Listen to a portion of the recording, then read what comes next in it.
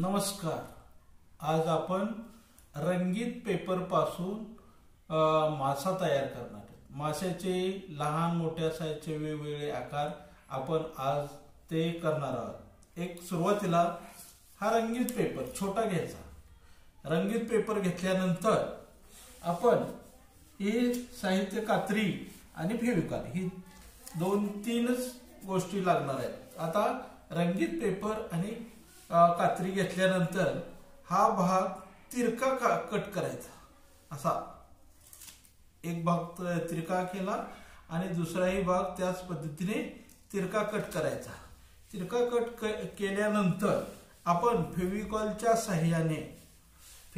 साहाय्याने असं 2 तिरकं भाग घेतलं. बघा या पद्धतीने तिरका भाग घेतल्यानंतर असा हा भाग तिरका भाग बरोबर ह्याला फेविकॉल लावायचं.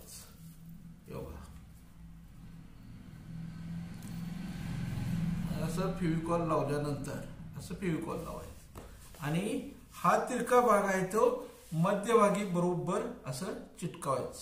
एकदम सोप्या पद्धतीने अशा पद्धतीने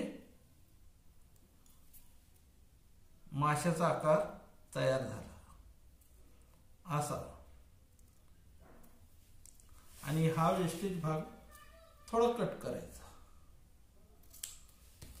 अशा पद्धतीने मासा झाला. आता हा एक कलर, आता दुसऱ्याही कलर मध्ये आपल्याला तयार करता येते. हा एक कलर घेतला, असा तिरकी बाजू कट करून घेतली. अशी कट करून घेतल्यानंतर हा बाजू बरोबर आपण चिटकवायची. बघा